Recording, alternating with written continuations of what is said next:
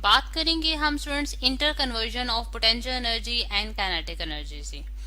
हम एक सिचुएशन लेंगे जिसमें हम ये स्टडी करने की कोशिश करेंगे कि कैसे जो है पोटेंशियल एनर्जी कन्वर्ट हो जाती है काइनेटिक एनर्जी में, और इसी तरह काइनेटिक एनर्जी जो है पोटेंशियल एनर्जी में कन्वर्ट होती है। से जो इसकी हाइट है स्टूडेंट्स, वो हमारे पास क्या है, एच हाइट है। ठीक, अब इसको मैं यहाँ लेबल भी कर देती हूँ, यानी कि इस पॉइंट, ठीक है, ये मैंने ऑब्जेक्ट बना लिया जिसका मास मेरे पास m है, और ये किसी एक खास हाइट पे रखा गया है ग्राउंड से, यानी कि ग्राउंड से जो इसकी हाइट है स्टूडेंट्स, वो हमारे पास क्या है, h हाइट है। ठीक, अब इसको मैं यहाँ लेबल भी कर देती हूँ, यानी कि इस पॉइंट से इस पॉइंट तक की जो मेरे पास हाइट है वो मेरे पास h हाइट है। अब यहाँ ये जो पॉइंट है स्टूडेंट्स, ये पॉइंट मैंने a ले लिया है, और इसी तरह ये पॉइंट मेरे पास C है, और इनके जो इंटरमीडिएट पॉइंट है यानी कि जो मिड पॉइंट है वो हमारे पास B पॉइंट है। ठीक, अब यानी कि ईच पॉइंट यानी कि A, B और C पे हम एनर्जीज की वैल्यूज देखेंगे। अगर ये ऑब्जेक्ट डाउनवर्ड मोशन कर रहा है यानी कि नीचे की तरफ आ रहा है, और under the acceleration of gravity, यानी कि इसकी जो एक्सेलरेशन है वो हम ये कहेंगे कि वो हमारे पास एक्सेलरेशन ड्यू टू ग्रेविटी के बराबर है, यानी कि G के बराबर है।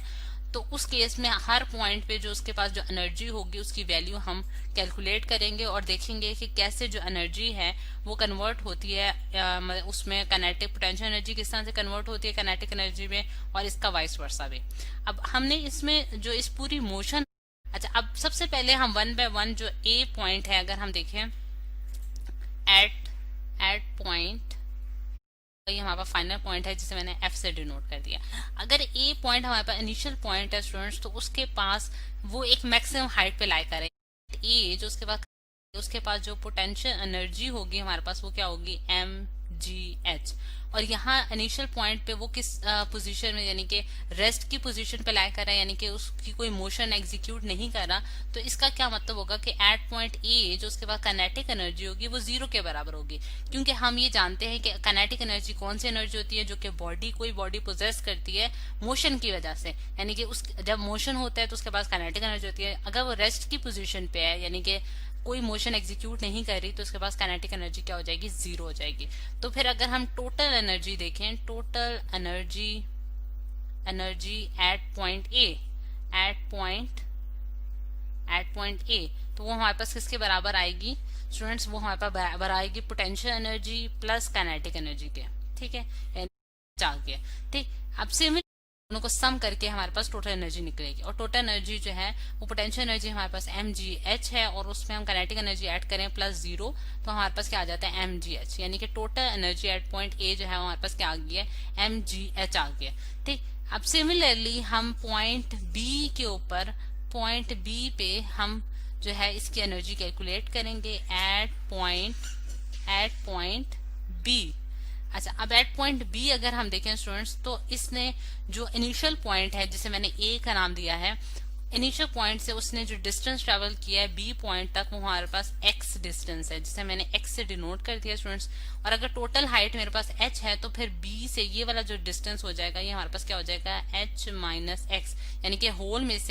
होल हाइट में से अगर मैं x डिस्टेंस निकाल दूं तो मेरे पास कितना डिस्टेंस बचता है, h माइनस एक्स डिस्टेंस बचता है। ठीक, अच्छा अब पॉइंट बी पे अगर हम पोटेंशियल एनर्जी की वैल्यू कैलकुलेट करें students, potential energy at point B, तो हमारे पास किसके बराबर होगी, mg, और कितना उसने हाइट कितनी है उसकी, यानी कि किस पॉइंट पे, अगर पॉइंट बी पे ऑब्जेक्ट लाई कर रहा है तो ऑब्जेक्ट का जो हाइट है ग्राउंड से वो हमारे पास कितनी है, h माइनस एक्स है, h माइनस एक्स, यानी कि आपने रेफरेंस पॉइंट जो है वो ग्राउंड ही देखना है। ठीक है, तो हमारे पास ये h माइनस एक्स आ जाएगा, और mg, इस ब्रैकेट को जब मैं ओपन करती हूँ तो मेरे पास क्या आता है, mgh माइनस mgx। ठीक है, ये हमारी पोटेंशियल एनर्जी आ गई। अब इसी तरह हम काइनेटिक एनर्जी भी कैलकुलेट करेंगे at 0 i B point B, kinetic energy at point B हमारे पास इसके बराबर होगी हाफ m वी बी का स्क्वायर, यानी कि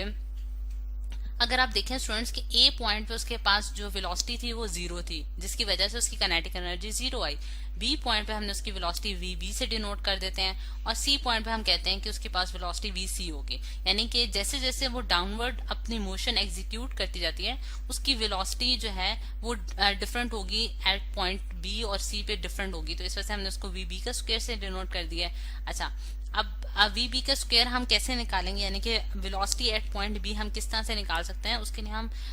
third equation of motion use कर लेते हैं स्टूडेंट्स, जो कि होता है हमारे पास वी एफ का square S is equal to X है। यानी कि इनिशियल पॉइंट से दोबारा फिगर की तरफ अगर हम वापस आए, तो इनिशियल पॉइंट यानी कि ए पॉइंट से बी पॉइंट तक मूव करने में उसने कितना डिस्टेंस ट्रेवल किया स्टूडेंट्स, एक्स डिस्टेंस ट्रेवल किया है। ठीक, तो यहाँ में अगर, और इनिशियल वेलोसिटी उसके पास क्या थी, 0, और फाइनल वेलोसिटी क्या है एट पॉइंट बी, वो हमारे पास वी बी का स्क्वायर है, क्योंकि हम जिस पॉइंट पे पहुंचना चाहते हैं वो हमारे पास बी पॉइंट है। ठीक है, और -0 is equal to 2g into X. ठीक है, यानी कि हमारे पास वी बी का स्क्वायर क्या आ गया स्टूडेंट्स, 2gx। अब ये वाली वैल्यू जो है मैं इनपुट कर दूंगी, यानी कि इस वैल्यू को उठा के काइनेटिक एनर्जी की फॉर्मूला में पुट कर दूंगी, और काइनेटिक एनर्जी की वैल्यू जो है उसको, काइनेटिक एनर्जी की वैल्यू आ रही है mgx। अच्छा, ये हमारे पास काइनेटिक एनर्जी की वैल्यू आ गया स्टूडेंट्स एट पॉइंट बी। तो हमारे पास जो टोटल एनर्जी बनती है, टोटल एनर्जी माइनस mgx और प्लस हमारे पास mgx, यानी कि ये वाली टर्म मैंने इसमें ऐड अप कर दिया। अब आप देख सकते हैं कि ये दो टर्म्स आपस में कैंसिल अप हो रही हैं, क्योंकि एक के साथ पॉजिटिव साइन है और एक का साथ नेगेटिव साइन है। एट पॉइंट सी हमारे पास क्या होगा, एट पॉइंट सी अगर हम देखें स्टूडेंट्स, ठीक है, ये हमने पॉइंट बी भी सॉल्व कर लिया स्टूडेंट्स। अब लास्ट पॉइंट यानी कि पॉइंट सी की तरफ आते हैं, यानी कि इस पॉइंट एट पॉइंट सी हमारे पास क्या होगा, एट पॉइंट सी अगर हम देखें स्टूडेंट्स कि हमारे पास जो है फिगर में हम देखते हैं कि हम पॉइंट सी पे जो है वो ग्राउंड को टच कर रहे हैं, यानी कि इस पॉइंट पे अगर हम देखें तो हम ग्राउंड को टच कर रहे हैं, यानी कि उससे बिल्कुल उसके करीब अगर हम देखें, यानी कि पॉइंट सी से पहुंचने पे हमारे पास जो है काइनेटिक एनर्जी यानी कि वेलोसिटी जो है की वैल्यू हमारे पास क्या आ जाएगी, 0 आ जाएगी, क्योंकि वो ग्राउंड लेवल पे ही लाई कर रहा है, इस वजह से उसकी कोई हाइट नहीं है। और काइनेटिक एनर्जी की वैल्यू हम कैलकुलेट कर लेते हैं। काइनेटिक एनर्जी हमारे पास हाफ mvc का स्क्वायर होगी, यानी कि उस पॉइंट पे उसके पास जो है काइनेटिक एनर्जी यानी कि वेलोसिटी जो है बॉडी के पास कौन सी होगी, vc। ठीक है, और vc को अगेन हम जो है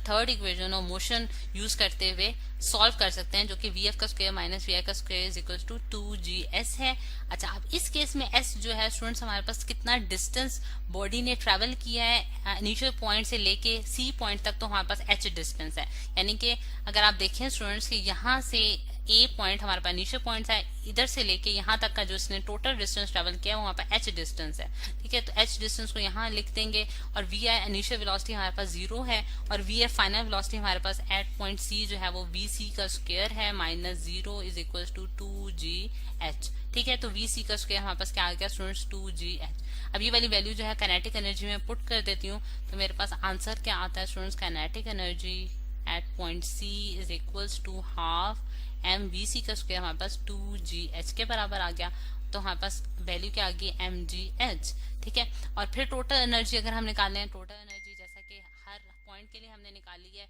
तो इस केस में भी हमारे पास टोटल एनर्जी क्या होगी कि sum of the potential energy and kinetic energy, जो कि हमारे पास पोटेंशियल एनर्जी क्योंकि 0 है तो हमारे पास काइनेटिक एनर्जी की सिर्फ वैल्यू आ जाती है, जो कि हमारे पास क्या आ रही है, mgh।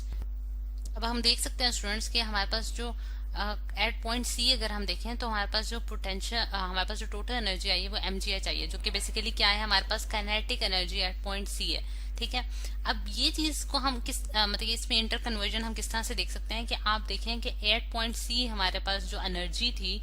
वो हमारे पास टोटल एनर्जी कौन सी है, काइनेटिक एनर्जी है, और ए पॉइंट पे जो एनर्जी थी वो पोटेंशियल एनर्जी थी। तो इससे हमें ये मालूम होता है स्टूडेंट्स की एनर्जी की वैल्यू यानी कि mgh की जो वैल्यू है सेम एनर्जी की सेम वैल्यू के साथ वो इंटर्न कन्वर्ट हुई है पोटेंशियल एनर्जी से काइनेटिक एनर्जी में, यानी कि यहाँ वो पोटेंशियल एनर्जी से कन्वर्ट हो गई है सी पॉइंट पे जाके काइनेटिक एनर्जी में विद द सेम वैल्यू, यानी कि जो कि वैल्यू क्या है हमारे पास mgh, और सी पॉइंट पे वो जो है वो काइनेटिक एनर्जी की फॉर्म में हमें मिली है, या इस पॉइंट पे वो हमें पोटेंशियल एनर्जी की फॉर्म में मिली थी और सी पॉइंट पे हमें काइनेटिक एनर्जी की फॉर्म में मिली है। तो ये हमारे पास बेसिकली इंटर कन्वर्जन को शो कर रहा है। अब इस चीज को हम एक और तरह से देख सकते हैं स्टूडेंट्स कि जैसे जैसे अगर बॉडी को मैं यहाँ एक और उसी चीज को यहाँ बना दूं तो हम देखते हैं कि बॉडी जो है अगर ए पॉइंट से बी पे और फिर सी पे जाती है तो हम ये देखते हैं कि वो जैसे जैसे वो नीचे आती जाती है स्टूडेंट्स तो उसकी जो पोटेंशियल एनर्जी की वैल्यू है वो डिक्रीज होती जाती है, क्योंकि उसकी हाइट में जो है वो कमी आ रही होती है विद रिस्पेक्ट। हमारे पास जो लॉस है, लॉस ऑफ पोटेंशियल एनर्जी जो है वो स्टूडेंट्स किस तरह से लिख सकते हैं, बस क्या क्रिएट कर रहा है, gain in kinetic energy, gain in kinetic energy. ठीक, अब जैसा लॉस इन पोटेंशियल एनर्जी यानी कि इस पॉइंट पे हमारे पास पोटेंशियल एनर्जी थी और फिर वो इंटर कन्वर्ट होगी हमारे पास काइनेटिक एनर्जी, ए से सी पॉइंट तक है। लॉस इन पोटेंशियल एनर्जी हम किस तरह से लिख सकते हैं, mg h1 माइनस h2, और यहाँ h1 और h2 हमारे पास कौन सी हाइट होगी स्टूडेंट्स कि यहाँ अगर हम देखें कि अगर हम जनरली लिखें इस चीज को कि मेरे पास h1 हाइट जो है a से c पॉइंट तक है और b से c तक की जो हमारे पास हाइट है वो हमारे पास h2 हाइट है। ठीक, तो हमने यहाँ h1 में से h2 माइनस कर दिया तो हमारे पास ये कितनी, यहाँ हमारे पास लॉस इन पोटेंशियल एनर्जी को शो कर रही है। ठीक है, और गेन इन काइनेटिक एनर्जी हमारे पास क्या होगी, half m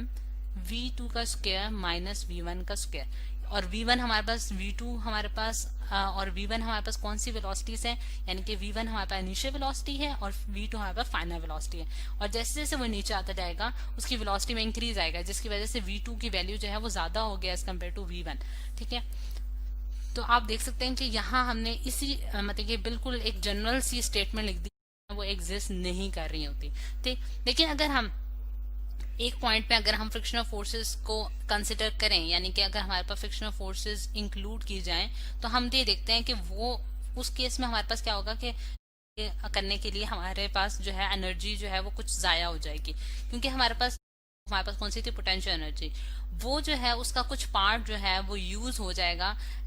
to overcome the frictional forces, यानी कि फ्रिक्शनल फोर्सेस को ओवरकम करने के लिए हमारे पास जो है एनर्जी जो है वो कुछ जाया हो जाएगी, क्योंकि हमारे पास यहाँ जैसा अगर हम आइडियल केस देख रहे थे तो उस केस में हमारे पास क्या था कि टोटल जो पोटेंशियल एनर्जी थी वो इंटर कन्वर्ट हो गई थी काइनेटिक एनर्जी में विद द सेम वैल्यू जो कि हमारे पास mgh आ रही है। लेकिन अगर फ्रिक्शनल फोर्सेस आ जाती हैं बीच में तो फिर वो जो पोटेंशियल एनर्जी की वैल्यू है उसमें से कुछ वैल्यू माइनस हो जाएगी जो कि FH के बराबर होगी, और FH हमारे पास बेसिकली क्या है, FH जो हमारे पास वो वर्क होगा या फिर वो एनर्जी होगी जो कि लॉस हो रही है फ्रिक्शन की वजह से, और F जो है वो फ्रिक्शनल फोर्स को रिप्रेजेंट कर रहा है, और H जो है हमारे पास क्या है, टोटल हाइट यानी कि जो टोटल डिस्टेंस है ए से फ्रिक्शनल फोर्सेस को आ जाती है वो हमारे पास क्या है कि यानी कि mgh माइनस FH होगी, यानी कि अब जो लॉस आ रहा है पोटेंशियल एनर्जी में वो इसके बराबर होगा, और गेन इन काइनेटिक एनर्जी हमारे पास क्या होगी, हाफ mv स्क्वायर। जनरली अगर हम लिखें तो हमारे पास जो पोटेंशियल एनर्जी की वैल्यू आ जाती है वो हमारे पास क्या आ जाती है, half mv square plus FH। यानी कि अब अगर हम ये वाली स्टेटमेंट को एक्सप्लेन करें यानी कि इसको समझने की कोशिश करें तो हम ये कहेंगे कि हमारे पास जो लॉस इन पोटेंशियल एनर्जी है वो कन्वर्ट हो रही है gain in kinetic energy plus work done against friction, यानी कि ये हमारे पास बेसिकली वर्क डन ही है, जो कि अगर हम देखें कि वर्क डन हमारे पास क्या होता है, फोर्स इनटू डिस्प्लेसमेंट। तो इस केस में जो हमारे पास फोर्स लग रही है, रेजिस्टिव फोर्स जो है हमारे पास फ्रिक्शनल फोर्स है, और H जो है वो टोटल डिस्टेंस है जो कि बॉडी ने ट्रेवल किया है। तो हमारे पास जो पोटेंशियल एनर्जी है वो कन्वर्ट होगी काइनेटिक एनर्जी में, और प्लस जो है वो हमारे पास किसमें कन्वर्ट हो रही होगी कि हम फ्रिक्शनल फोर्सेस के अगेंस्ट जो है वो काम कर सकें। तो ये है स्टूडेंट